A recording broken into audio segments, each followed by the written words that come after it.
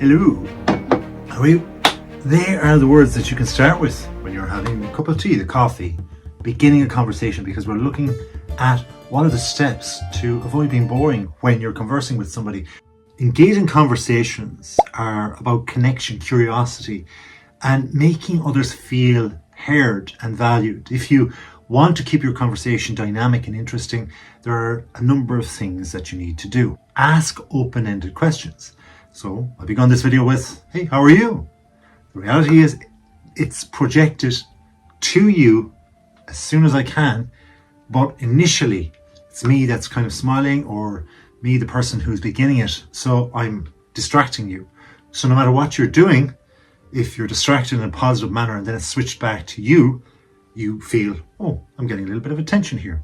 Now, people love to get attention and to have their voice heard. If they're having their voice heard, there's a guarantee that in some aspect of their lives, it's not being heard. In fact, it's more than likely they're not being heard in many aspects of their lives before a certain age group. If you think about it, up until 20s, you're going to have a lot of students and people who are younger and are powerless in life. And so if you can give them that opportunity to speak about themselves, they're truly going to appreciate you. And after that, you're going to have an advantage with regard to building a rapport with the person. And they'll always remember how open you were at the beginning. Asking open-ended questions means that you are giving the opportunity for the person to speak not only about themselves, but to speak longer. Rather than saying like yes, no to an answer, they get the opportunity to answer, well, yes, I do come from a certain area, and the reason why I like it and love to still live in the area is because of X, Y, and Z. And then they can talk about what a great place the area is, how it serves their needs. And then even if you only have the very first question, like where are you from and why do you think that is such a great place? Even if it's just as simple as that, they, by speaking longer, are going to give you little nuances, little pepperings of what it is they're all about, what's their identity. And if you listen intently, and that's another thing, you're going to be able to get to the bottom of who they are. Truly, what we're trying to do with great relationships in life, and that's all the conversation is a conduit to great relationships. We're trying to get to know somebody, to trust them. If you think about it from a monetary perspective, we have the thing called selling. And one of the direct sales, for example, would be door-to-door selling. If you knock on a door, you're there on their property straight away. You got to make sure that you have something to give them, some form of value.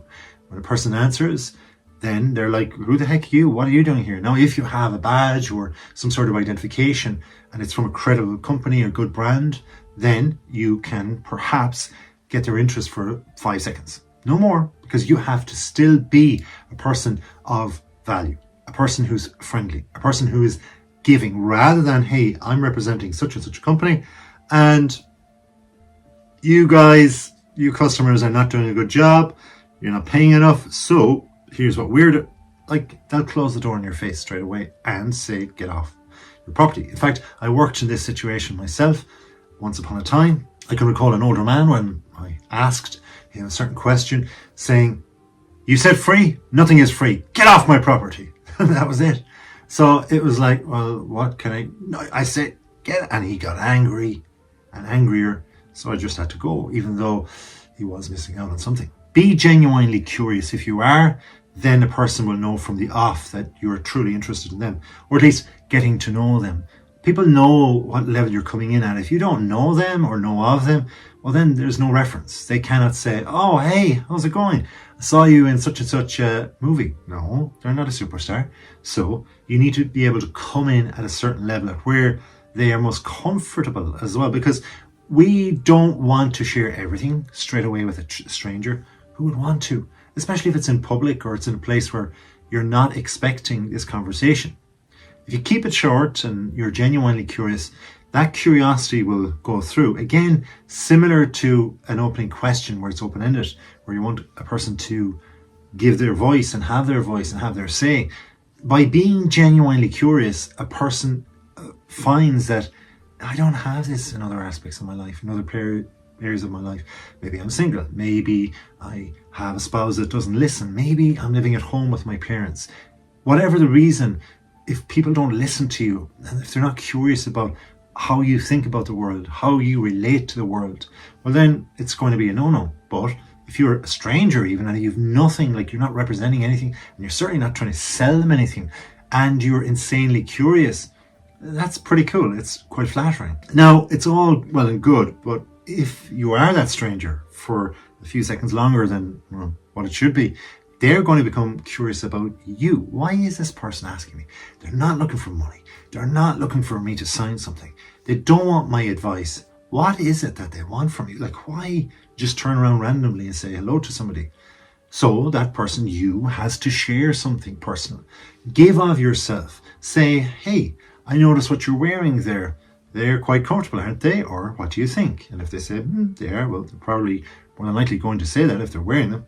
Well, then you can share a story about how you purchased one or how they made you feel. And then you can meander into another tangent where you're trying to direct the conversation. So if it's something that you bought and they bought, or you pretended that you bought, then you could say what you know about the product that is pretty nice and say you got good value somewhere and so on. Then you're giving them advice. You're giving them stuff as well as your personal story, which means you then have power of the conversation to redirect it to something else. Now, I'm not speaking about lying. I'm saying you can use the truth, use their information to then build rapport. Lying is a totally different thing. We want genuine, authentic conversations. After all, this is what we're on earth for. Great thing about it all is that some of us like a little bit of humor, lightheartedness. I mean, after all, how many people are standing at bus stops, like waiting in the rain? How many people are just waiting for an elevator to come? What do they do nowadays? They look at their phones, they scroll, check out a small little video, maybe another one of these. That's up later. But anyway, when you check that out, you're looking for something lighthearted, quick, snappy, something to kind of make you feel better, because it's the opposite when you're waiting. It's horrible. Nobody likes to wait. It's dead time. It can't not be used for anything productive. And so a moment, even if you don't know how consistent this moment is going to last, it's just like a quick little video, a quick little snap of a joke, whatever. That's when you really are more open to perhaps a friend texting you. So you can kind of at least read that and text back, give them a bit of attention, and like completely nurture that relationship ongoing. So if you can interject humor and just even standing at a bus stop, look over and say, hey, look at that puddle. Oh my gosh, I can see my reflection. God, I'm ugly today. Should have brushed my hair, whatever else. You're making fun of yourself. Easiest way to do it, especially if you're a stranger. But if there's something really prominent on the television or online where there's news headlines and you just know that person is going to be into it, or let's face it, everybody knows about it, like say a weather situation where it's going to affect somebody, you can always make fun of that in general, and it's not hurting another person. It's not being or going more so against the whole political correctness of trying to be good to everybody, when in fact, let's face it, there are people that are kind of funny out there naturally. So by doing that, you're showing respect as well. You want to avoid things too, like monologues. Conversations are a two-way street, and taking too much, like in your own speech and talking too much as well, is letting the other person to listen only. You want to let them share. So you want it over and back. That's what builds the chemistry and rapport. Now, after sharing something, ask the other person for their opinion or experience. Like if you are open to criticism on something, say, hey, look, give me a really constructive criticism or an opinion here. I would actually prefer if you're a little bit skeptical or maybe a little bit critical on my story and my experience, because I need to improve. I've an interview next week. I'm just so nervous. I'd like a stranger's opinion. After all, I don't know who I'm going to go in and be interviewed by.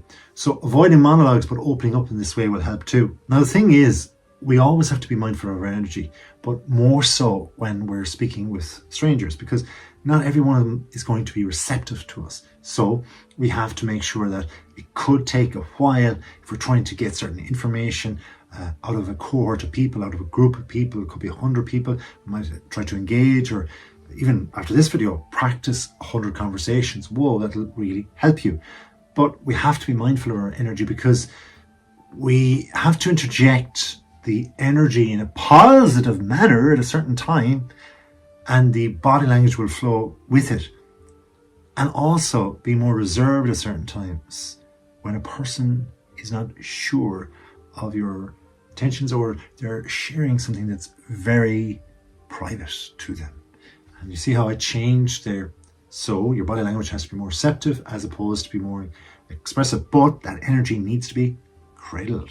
If you are opening a conversation, remember you are interjecting and distracting. So you want that conversation to pick up on their interests as much as possible. So tailor it towards them. Now, if it's something like the weather, something that's affecting us all, say, oh, look, that jacket you have is a really good jacket, but I wonder, will it help with the weather? Would you like me to tell you about other jackets? I'm not trying to sell you or anything like that. So you're giving them options and you're going to help them. And it's a generic conversation about things like the weather, which is, let's face it, if you're at the bus stop, it's okay to do that. Share new ideas or interesting facts. That jacket is really good. I had it myself, but I noticed and did actually a little bit of research on this when I bought it a second time, that the sleeves tend to tear very easily for some reason when it gets windy and you dry them out after. So have you tried that? And then it's like, whoa, a lot of information, factual information, something that has been effective towards you, defective as well.